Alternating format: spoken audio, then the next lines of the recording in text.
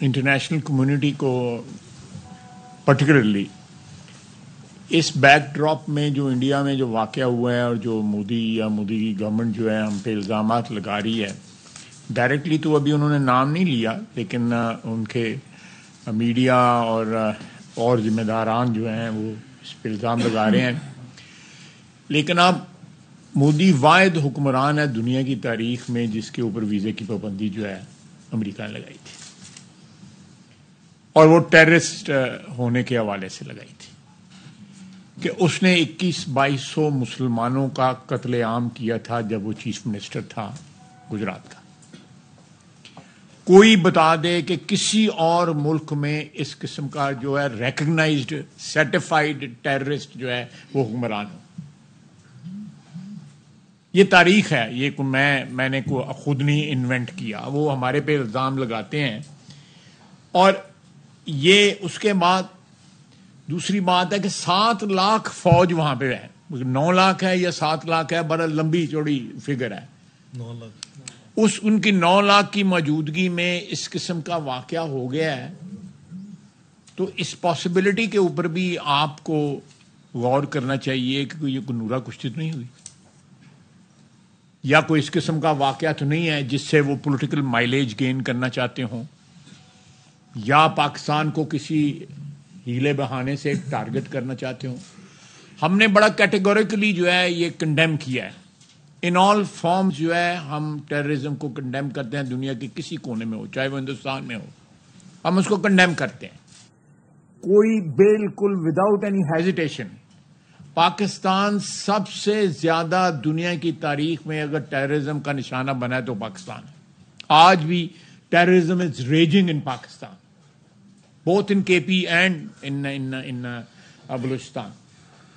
BLA TTP دونوں کے sponsor جو ہیں وہ ہندوستان میں بیٹھے ہوئے ہیں، ان کے لیڈر وہاں پہ بیٹھے ہوئے ہیں، علاج وہاں پہ کرواتے ہیں. یہ میں کوئی اسپیکولیشنز نہیں کر رہا، میں ہارڈ فیکٹس آپ کو بتا رہا ہوں.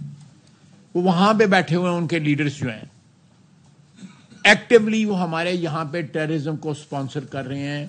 وے بیک جب اشرف غنی صاحب کی حکومت تھی افغانستان میں، اس وقت جس طرح ان کو کیش ڈول آؤٹ کیا جاتا تھا ٹیررسٹ کو، باقاعدہ ویڈیوز جو ہیں ہم نے اس وقت جو ہے آن ریکارڈ لے کے آئے، ہماری انٹیلیجنس ایجنسیز جو ہیں. تو افغانستان سے جو کچھ ہو رہا ہے یا جو BLA کر رہی ہے اس میں فٹ پرنٹ جو ہے یا فنگر پرنٹس جو ہیں وہ صاف نظر آتے ہیں ہندوستان کے، اور جو ان کے حکمران کے کریڈینشلز ہیں ایز ٹیررسٹ وہ بالکل جو ہے اس میں کوئی شک شبے کی گنجائش نہیں ہے.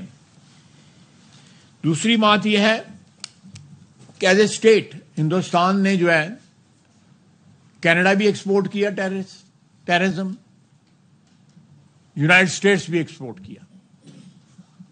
دونوں ملکوں نے اس پہ احتجاج کیا، یہاں تک کہ کینیڈا نے ان کے ساتھ سفارتی تعلقات بھی خطر میں ڈال دیے. اور کینیڈا کے وزیر اعظم جو ہے اس ٹیررسٹ اٹیکس کے اگینسٹ جو ہے جس طرح انہوں نے پروٹیسٹ کیا وہ انپریسیڈنٹڈ ہے کہ ویسٹ میں ہندوستان کے خلاف اس قسم کا پروٹیسٹ ہوا ہو. Same happened in United States also. اللہ کے فضل سے پاکستان پہ کوئی ایسے الزامات نہیں ہیں کسی بھی انٹرنیشنل کمیونٹی کے کسی ممبر کے خلاف، کسی ملک کے خلاف کوئی اس قسم کے الزامات نہیں ہیں. اور دوسری بات یہ ہے کہ یہ